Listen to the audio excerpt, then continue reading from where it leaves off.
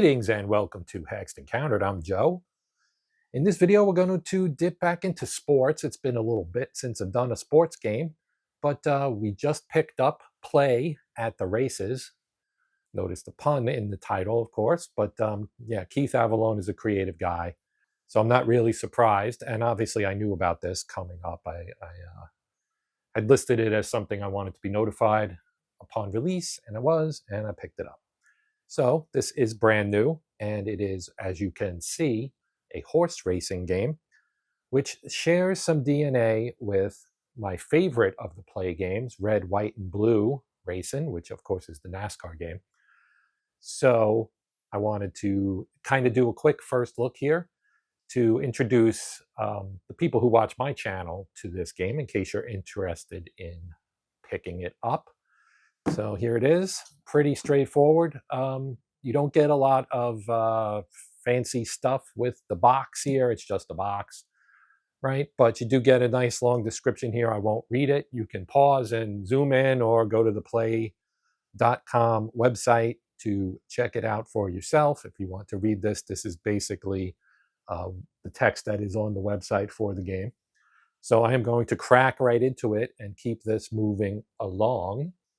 So if you are not familiar with the way PLAAY games packages their games, you get kind of a box sleeve. And then this box is pretty much their standard box every game. Well, I have older games from before they went to this format, but every game they've released in the last few years has come in this kind of box. So you open it up, and inside we get the game materials. So it comes in a little baggie here, as you can see. We do have, this is again kind of standard, you get several D6s of various colors. You can see there are 2 yellows, and a red, white, and blue, as well as a black. And then some poker chips that you can use to mark various things. All of this will be explained in the rules, of course. Then you get the kind of plastic bag here that is also pretty standard for PLAAY games. We pull everything out, and we have our material here. So here is our rule book, PLAAY at the Races, tabletop horse racing game. As you can see, it's a tabletop simulation of American saddle racing. You play the role of spectator watching the race unfold, and if you wish, the role of bettor. Now, there's a highlight game that PLAAY Games also made that also is kind of a betting game. So this probably operates in a somewhat similar way to that part, at least in the betting aspect. And I'm just kind of guessing here. I have not actually played the highlight game, but the horses are rated for early and late race abilities, ability to spontaneously navigate the pack, and for preferred position profile. Jockeys are rated separately and make important contributions. Race shape is important, and unusual results can happen that change the trajectory of a race, sometimes memorably. So then you go through preparation for play and all that stuff. I will not read through the rules right now, but we may revisit that here in a moment. So let's take a look at some of the components. So here we have a board, and you can see it's broken out into furlongs. You've got first furlong, then stamina furlongs, sprint furlongs, and the final furlong. So first and last, and then kind of in the middle where I guess you would be jockeying for position. And you get kind of the typical, this is how red, white, and blue racing works, where you look at the dice, and that will tell you what you're checking, right? So your yellow dice are here, and there are 2 of them, as you know. So you see it goes 2 through 12, which is of course the sum of 2 D6s, and then you get your other dice that will actually determine what you're doing. They are both colored black, but you will be looking at 2 different colors to determine which one you're looking at. So you can see 5 and 6 are here, 3 and 4 are here, and 1 and 2 are here. So you get different things that you're going to be checking within each of these. Some of them are, of course, the jockeys. And again, I have not looked at the rules yet. You saw it in Shrink. I did not cheat. I haven't looked at the rules yet. But all of this is very familiar to anyone who has played play games before, especially something like Red, White, and Blue Racing, which has something very similar to this. You get a track card, you roll on that based on the numbers of the colored dice and the sum of the other dice. You get a number that you would then check against drivers who fit specific qualities. And it'll be the same here with horses. And then there's also jockeys, which is a little bit different than the auto racing game. So here you have the pace finder.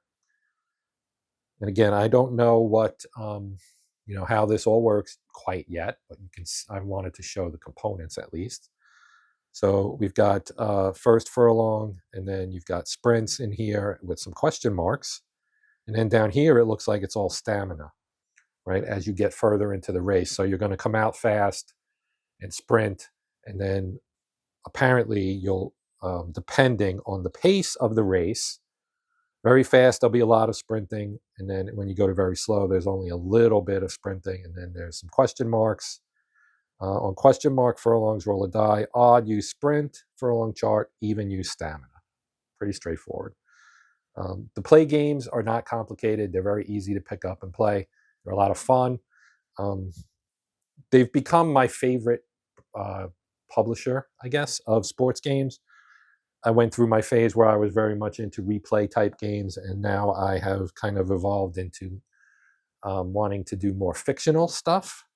It feeds into my creative nature and also allows me to kind of make my own, well, again, that's my creative nature, make my own leagues and see how things play out and stuff like that. So not for everyone, but they also sell sets of real players and teams and so on so that you can, do replay, because all of this is backed up by statistics. That's how Keith always designs his games. So you get kind of the best of both worlds, which I think is fantastic.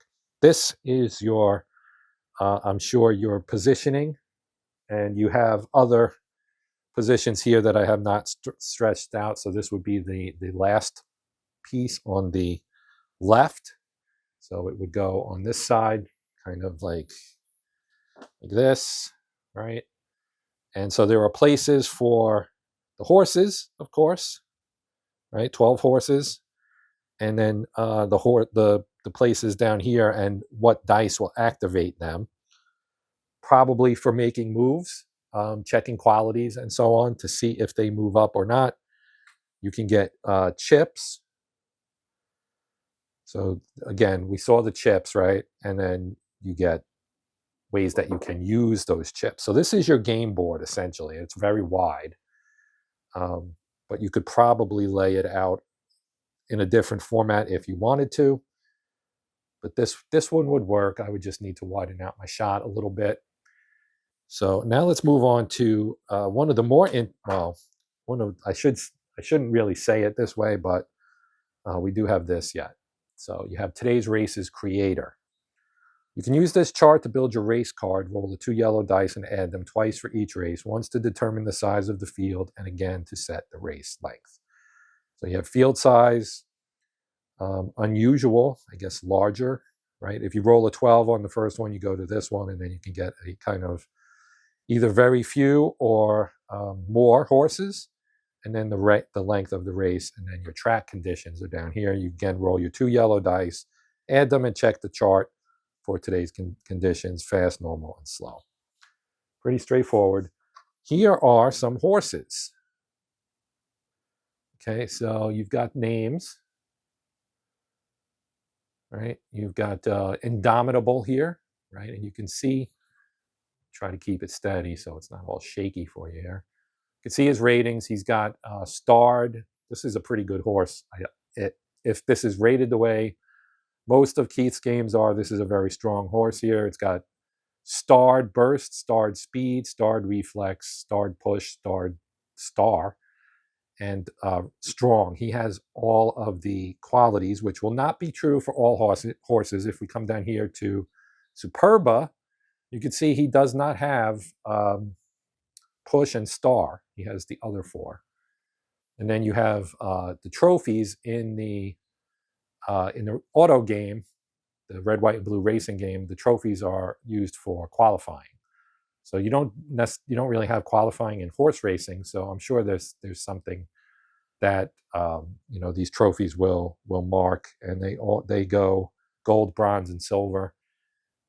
Again, in the auto racing game, there are some drivers, they're really driver cards, that don't have that. They are single-sided. These do separate. There is a perforation right there that you can kind of see, and a perforation at the top and the bottom. Monkey Wrench, I like that name. Run Can Run, Late for Dinner. Onomatopoeia, nice. Harvey's Couch, Dakota Sunset, Says Who, Stunning Verdict, 47 Ford. Yeah, it's a creative group at Play Games, let's put it that way. And it's just Keith and his son Sam. And you've got more horses here, so you can see you've got, and you also have a type at the top: Closer, Stalker, Middler, Front Runner, etc. Right? And then again, their qualities. So these would, and they're numbered as well. You can see the 37, 33. Over here, you had 1. Indomitable was 1. Then Bold Entry was 2, and Hot Take was 3. So you get the idea. So you get 4 sheets of horses, numbered 1 through 96. So you have plenty of contestants that you can use. And again, this is just the base set. I did not buy a season set. They do have some season sets already available. I did not pick any up because I like to play it with the default stuff first and then figure out what I want to do with it. Here we have our jockeys. You can see some jockeys here. And again, they have ratings as well, a DQ rating. And the number in the circle, I believe, is their number. And you get 32 jockeys. So colorful, as you can see. Right, and then here we have a player aid card. So this will have some of your, unusual, uncommon occurrences in the races, depending on where you are. If you're in the first furlong, you've got unusual and uncommon. And if you roll a 12 on unusual, you go to uncommon. So this is even more unusual. Then you have sprint furlongs, and on the back, you have stamina furlongs and final furlongs, and then a rare. So if you roll 12, 12, and then you go to the final, in the final furlong, I should say, you get rare. So these are, and you can see some of these: Fluke Victory, horse with lowest go rating, makes inexplicable dash to front, winner. And then what else do we have here? Here we have the betting odds guide.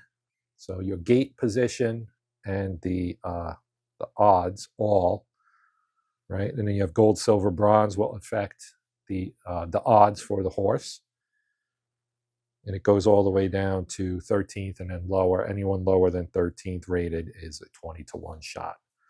And on the back, you get the payout window on your $10 wager for win, place, and show. So you can see, I mean, it is different than Highlight, but you can see kind of how the wagering works in here. So there's a wager game in here, as well as your more like just play out the race and see what happens. Here's a score sheet. There's several of these. Of course, you can easily photocopy these. They are single-sided. I think there are 3 or 4 here. Maybe it's just 3. I think it's just 3. Anyway, as I said, you can photocopy them, but you can see here you've got places to put any race info you want, your track conditions and pace, and then you list your horses, and then you list, where they're going to finish, I guess, down here with your race results, win, place, and show, any notes from the race, etc. Pretty straightforward. In light of trying to keep this relatively short, I don't know if I should go through this or not, but we'll look at the sequence of play anyway. So you've got your determine the field size, then your race length, then your track conditions. Straightforward. Optional, place jockeys in the gate positions, cards in portrait orientation, right? That's like this, not like this, right? Um, place horse cards in landscape orientation rather, so they're that way. And gate positions from 1 to 9, place atop the jockey cards if using them. So the jockey cards are optional. Optionally, place your bets, then you resolve results out of the gate, determine the race shape and place chips as directed, determine the race pace, resolve the first furlong, middle furlongs, final furlong. Seems pretty straightforward. So here are the keys here. So the jockey ask rating is at the top, those diamonds. Then you've got a jockey skill rating, and then a horse. And the jockey name, of course. And then for the horse, you've got the horse racing profile that we talked about, front runner, the qualities, the fend rating, the X's. That's probably similar to the break rating in red, white, and blue racing, which is basically a defensive rating. The horse bet rating, okay. Then the horse go ratings for sprint and stamina. So you can see it's an 8 and a 10 for what a gal. Gate symbol is gold, so that's out of the gate, I guess. And then the horse name. Pretty straightforward. I'm going to play this relatively soon. You'll probably see this next weekend. I tend to try to do my sports stuff for the weekends. But this, it's a 15-page book, and there's comments and all kinds of stuff in here. I have yet to play a Keith Avalon game that I did not at least find fun. Even the roller derby game. The roller derby game is kind of a blast. I have not tried the demolition derby game, but I would like to. And I may get around to that someday. So again, that is going to be our look at play at the races, the first look at it. We will be back with some play here in the not too distant future, probably a week, I would guess. Unless I really get overexcited and want to do it earlier, but I have other things on the burner right now that shall be revealed in time. So on that note, I'm going to say adios. Thank you to my channel members for their support. I do this every time, and every time I mean it. Thank you guys for supporting the channel. For everyone else, I appreciate you taking the time to check out the Hexed Encounter channel. If it's your first visit, I hope you'll come back and check out something else. While you're here, if you would consider liking, sharing, hyping, or maybe even subscribing to the channel, all of that would be awesome. If not, like I said, I hope you'll at least check back in for something else down the road. That's it for now. I'm done. Out of here. My name's Joe. This is Hexed Encountered, and until next time, as always, happy gaming, my friends.